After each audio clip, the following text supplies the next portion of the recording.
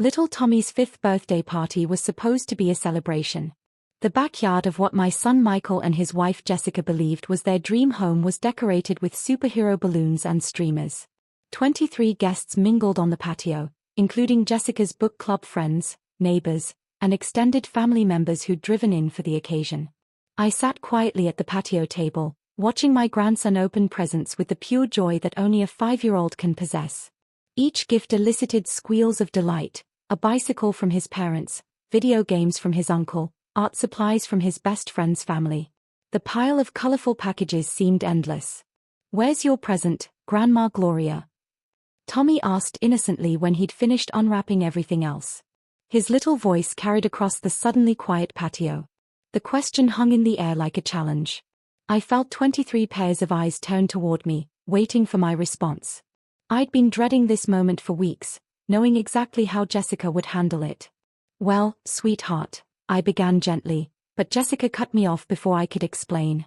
"Oh honey," Jessica said loudly, her voice dripping with false sympathy, "Grandma can't afford presents, so she brought nothing again this year."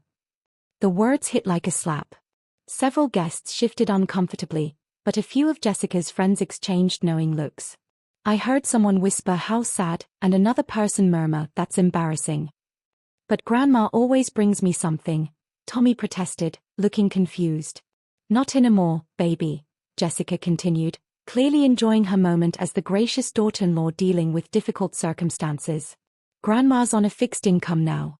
She can barely afford her medications, let alone birthday presents."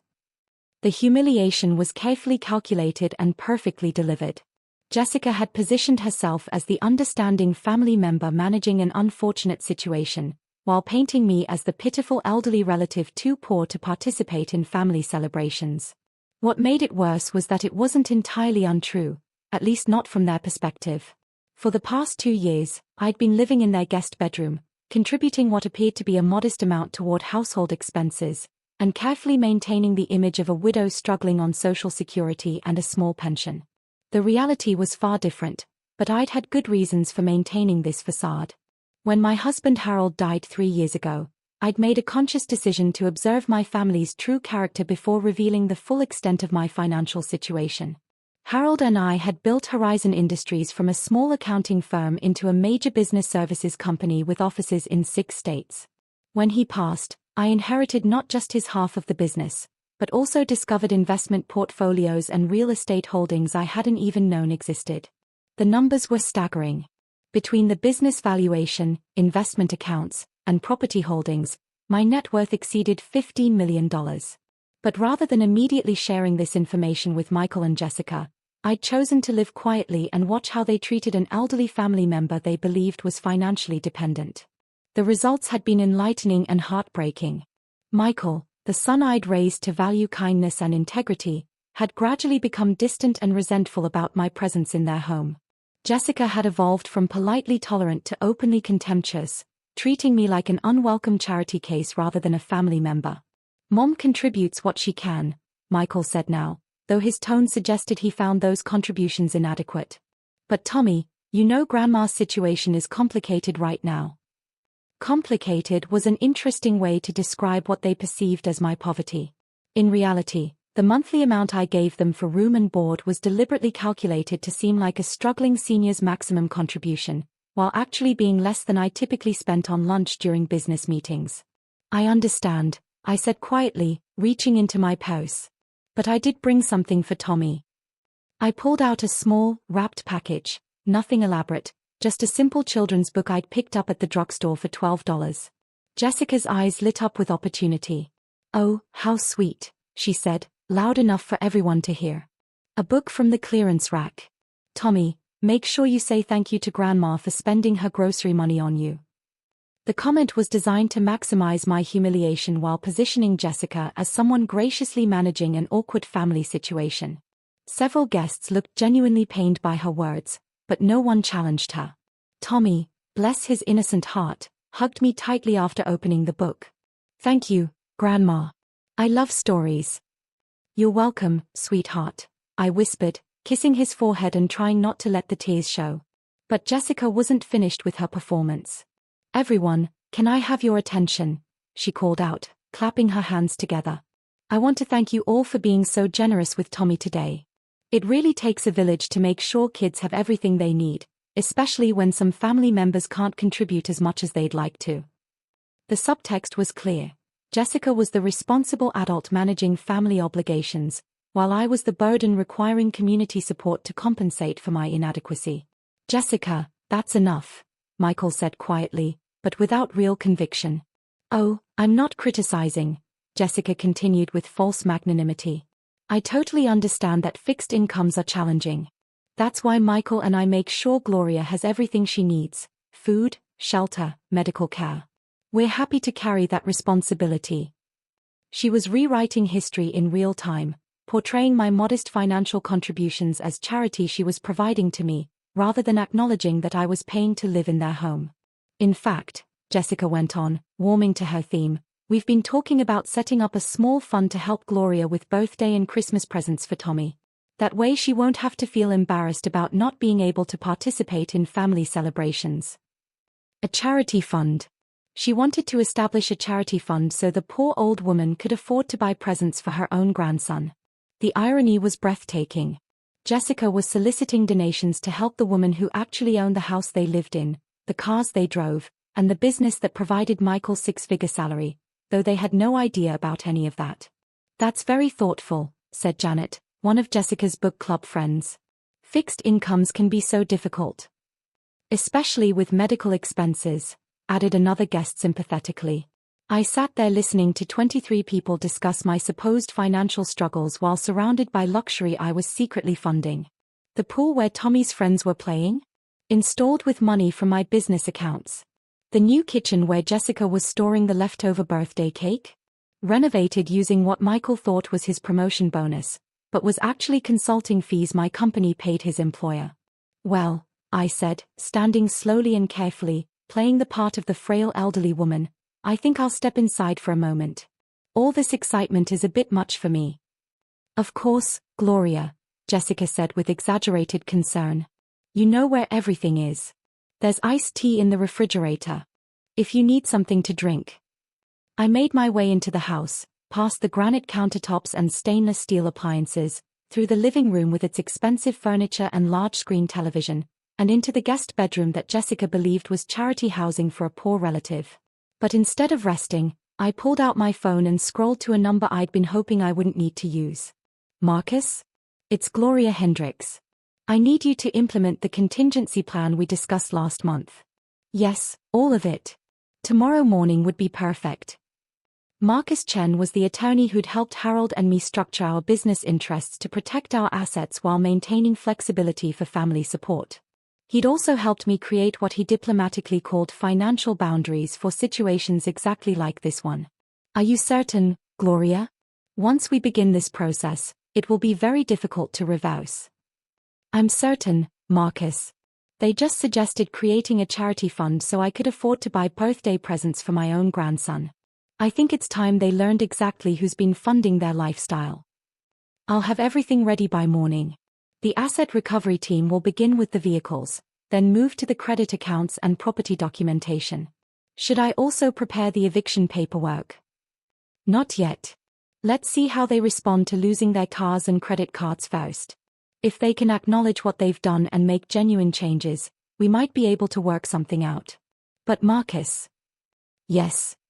I want them to understand that humiliating an elderly family member has consequences. Real ones. After ending the call, I sat on the bed for a few minutes, listening to the laughter and conversation from the backyard.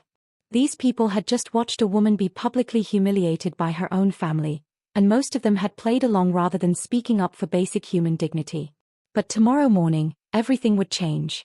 I heard Jessica's voice through the window, still holding court about the challenges of caring for elderly relatives on fixed incomes.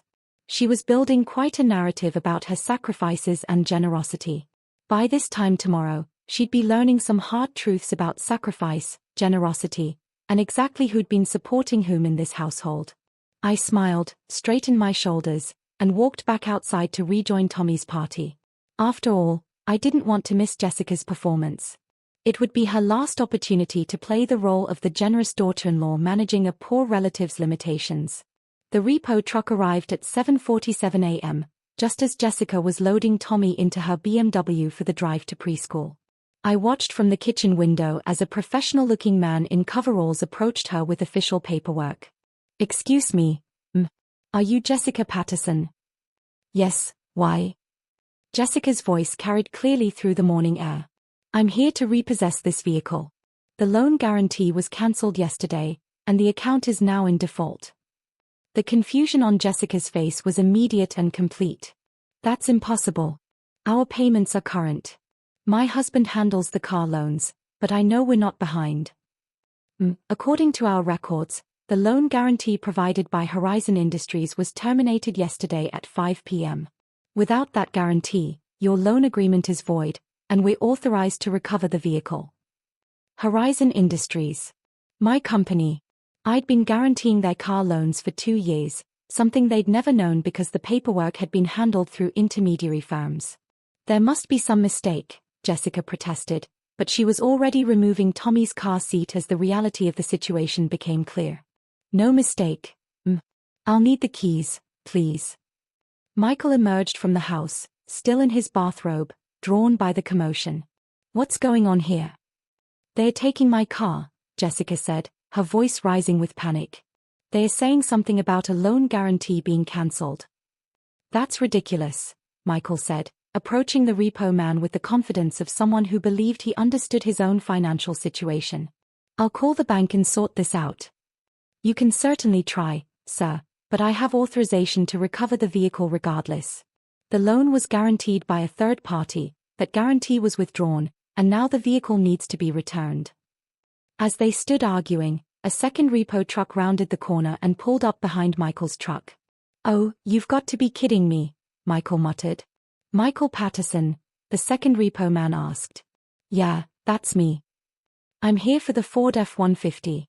Same situation as the BMW, loan guarantee cancelled, vehicle needs to be recovered." Within 20 minutes, both cars were being loaded onto trucks while Jessica held Tommy and tried to explain why Mommy and Daddy couldn't drive him to school. Their neighbors had emerged from houses up and down the street, openly staring at the spectacle. "This is insane," Jessica said, pacing the driveway with her phone pressed to her ear. "Yes, I need to speak to someone about our car loans immediately. Both vehicles were just repossessed and we have no idea why." I continued watching from the kitchen, sipping my coffee and waiting for the next phase of Marcus's plan to unfold. Michael was on his phone too, calling his bank, the loan company, even his HR department to see if there was some kind of mistake with his employment status that might affect their credit. What he couldn't know was that his employment was about to become very interesting indeed. At 9:15 a.m., Michael's phone rang with a call from his supervisor. "Michael, I need you to come in immediately. There's been a development with our Horizon Industries contract that affects your position." "What kind of development?" Michael asked, still standing in his driveway in his bathrobe. "I can't discuss it over the phone. Just get here as soon as possible." "I can't get there. Both our cars just got repossessed. I'll have to call an Uber." There was a long pause. "Repossessed? Michael, what's your financial situation? Do we need to be concerned about security clearance issues?" No, nothing like that. This is just some kind of mistake with loan guarantees. I'll figure it out and be there as soon as I can." But even as he said it, I could see the doubt creeping into his expression. 2 cars repossessed on the same morning wasn't a coincidence or a clerical error. Jessica had moved inside and was frantically checking their bank accounts online. "Michael, you need to see this," she called from the computer. I couldn't hear their conversation from the kitchen, but I knew what she was discovering. Marcus had been thorough. The automatic payments that had been maintaining their credit card accounts, their mortgage, even their utility bills, had all been cancelled. Not only were their cars gone, but their entire financial infrastructure was collapsing in real time. At 10:30 a.m., Michael left for work in an Uber, wearing a hastily assembled business casual outfit and carrying a leather briefcase that I happened to know was purchased with one of the credit cards that was about to be frozen. Jessica spent the morning on the phone with banks, credit card companies, and customer service representatives who kept telling her that how accounts were being closed due to guarantee withdrawals by primary stakeholders. "What does that even mean?" she shouted at one particularly unhelpful customer service agent. Who are these primary stakeholders? How can someone just cancel our credit cards without our permission? The answer, of course, was that the credit cards had never really been theirs to begin with. Like everything else in their lifestyle, the credit lines had been guaranteed by my business accounts, creating the illusion of financial stability while keeping them completely dependent on my continued support. At 11:45 a.m., Michael called from his office, and I could hear Jessica's side of the conversation from where I sat in the living room, pretending to read a magazine. What do you mean, terminated? You can't just fire someone because their cars got repossessed. What contract?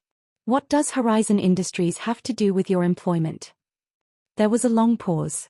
They want to what? Michael, I don't understand any of this. Another pause, and then Jessica's voice went very quiet. They want you to meet with who?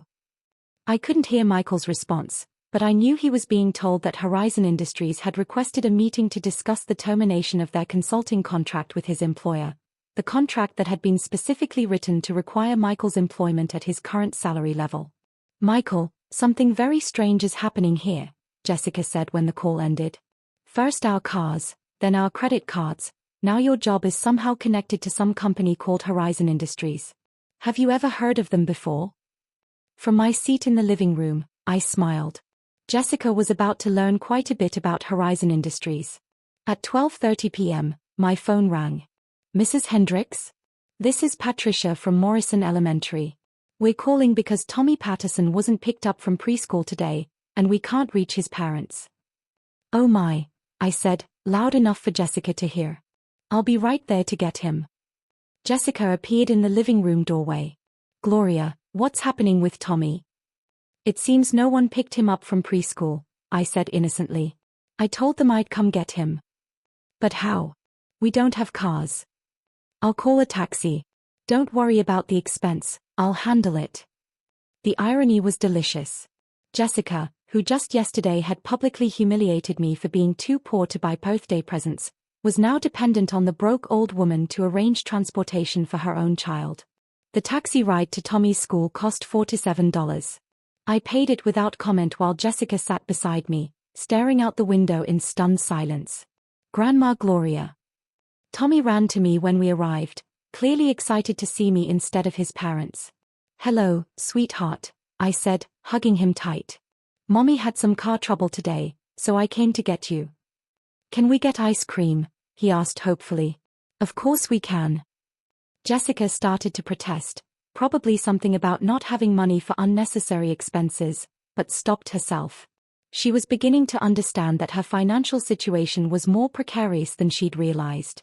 We stopped at the ice cream shop, where I bought Tommy a sundae and Jessica reluctantly accepted my offer to buy her a coffee. As we sat in the bright, cheerful shop, Jessica finally asked the question I'd been waiting for. Gloria, do you know anything about a company called Horizon Industries? I took a careful sip of my coffee before answering. Why do you ask, dear? Because they seem to be connected to our car loans, Michael's job, and I'm starting to think they might be involved in our credit card problems too. That does sound concerning, I said mildly. Gloria, I need to ask you something directly. Jessica leaned forward, her voice urgent. Is there something you're not telling us about your financial situation? Tommy was happily eating his ice cream, oblivious to the tension between the adults. What makes you think that, Jessica? Because none of this makes sense.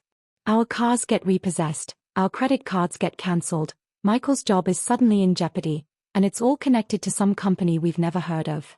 But you seem completely calm about everything. I smiled at my daughter-in-law, this woman who had publicly humiliated me less than 24 hours earlier.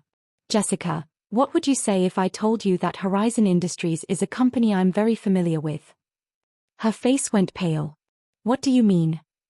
I mean that yesterday, at Tommy's birthday party, you told 23 people that I was too poor to buy my own grandson a present. You suggested creating a charity fund so the broke old woman could afford to participate in family celebrations. Gloria, You painted me as a burden, a charity case, someone whose financial struggles were an embarrassment to the family. Jessica was staring at me with growing horror as the pieces began falling into place. What you didn't know, I continued calmly, is that Horizon Industries is my company. I've owned it for 25 years. And for the past 2 years, I've been secretly funding your entire lifestyle while you treated me like a poor relative you were generously supporting. The color drained completely from Jessica's face. That's impossible. Is it? Jessica, did you ever wonder how Michael got such substantial raises so quickly? Did you question how you qualified for loans on such expensive cars? Did it seem strange that your credit card limits kept increasing despite your spending habits? She had no answer because the questions had never occurred to her. She'd simply accepted their improving financial situation as Michael's professional success, never thinking to examine the details. The house you live in, the cars you drove, the credit cards you used for your spa treatments and shopping trips, all of it was guaranteed by my company. I've been subsidizing your lifestyle while you treated me like a charity case. Tommy finished his ice cream and looked up at us with innocent eyes. Grandma, why is Mommy crying? Mommy just learned something surprising, sweetheart, I said gently. Sometimes grown-ups cry when they are surprised. But Jessica wasn't just crying from surprise. She was crying because she was beginning to understand the magnitude of what they'd lost, and more importantly, why they'd lost it. The taxi dropped us back at the house, my house, though Jessica was only now beginning to understand that reality. Michael's car wasn't in the driveway because Michael no longer had a car. Or a job. Or credit cards. Or any of the financial security he'd taken for granted that morning. Michael was sitting at the kitchen table with papers spread in front of him, his face pale and drawn. He looked up when we entered, and I could see he'd been crying. Mom, he said quietly, we need to talk. I'm sure we do, I replied, settling into my usual chair while Jessica hovered uncertainly by the counter. I met with someone from Horizon Industries today, Michael continued. A woman named Sandra Morrison. She explained some things about our financial situation that I didn't understand. Such as the fact that you own Horizon Industries. Such as the fact that my salary for the past 2 years has been subsidized by your company. Such as the fact that every loan guarantee, every credit line, every financial benefit we've had has come from you. He was staring at me with a mixture of shock, shame, and something that might have been the beginning of understanding. Michael, did Ms. Morrison explain why those benefits were withdrawn? She said there had been conduct inconsistent with family values and that you'd requested immediate termination of all financial support arrangements. Jessica sank into a chair, finally comprehending the full scope of what had happened. You've been supporting us this whole time, she whispered. While you what, Jessica? While I treated you like you were a burden. While I made you feel ashamed for not being able to afford birthday presents. While I suggested setting up a charity fund so you could participate in family celebrations. The shame in her voice was genuine, but I'd learned not to trust immediate remorse from people who'd shown their true character over extended periods. Gloria, Michael said, I had no idea. If I had known. Michael, stop right there, I interrupted. If you had known what? If you had known I was wealthy, you would have treated me with respect? If you had known I was funding your lifestyle, you would have been grateful instead of resentful. He had no answer for that, because we all knew the truth. The question isn't what you would have done if you'd known I was rich, I continued. The question is why you thought it was acceptable to treat an elderly family member the way you did simply because you believed she was poor. Tommy was playing with his toys in the living room, thankfully distracted and unaware of the adult crisis unfolding around him. Yesterday, Jessica, you humiliated me in front of 23 people. You portrayed me as a charity case who couldn't afford to buy her own grandson a birthday present. You suggested that I was spending my grocery money on a $12 book.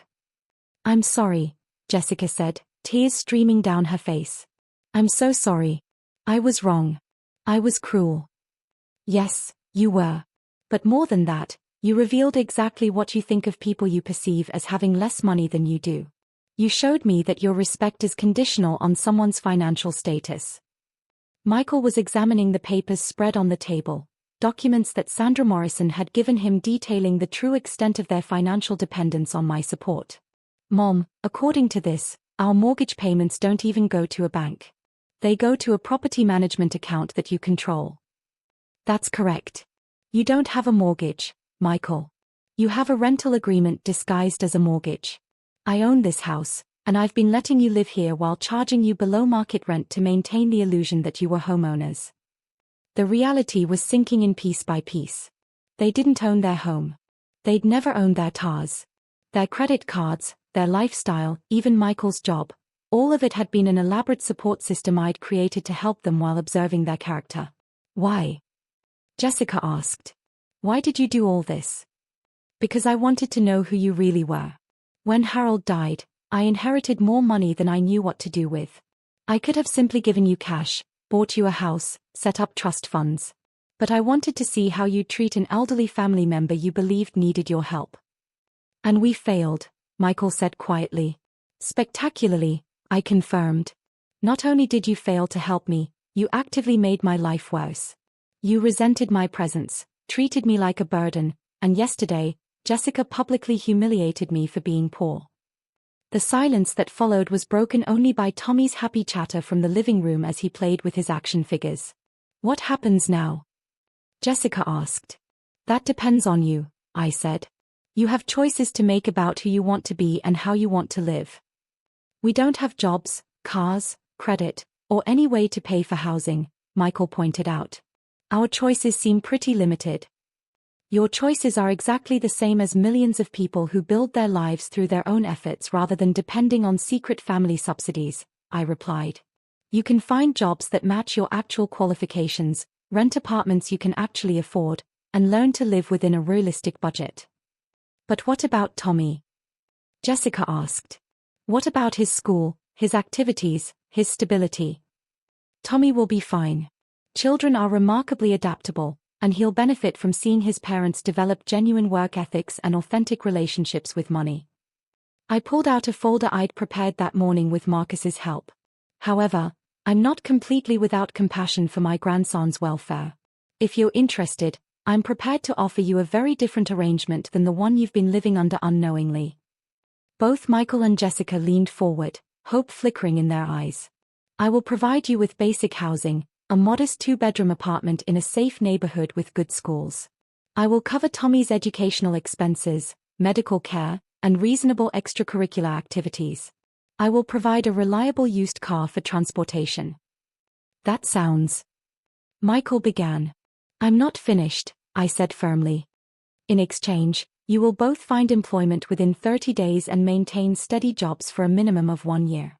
You will attend family counseling sessions to address the attitudes and behaviors that led to this situation. You will contribute 30% of your combined income toward your living expenses, demonstrating that you understand the value of money and work.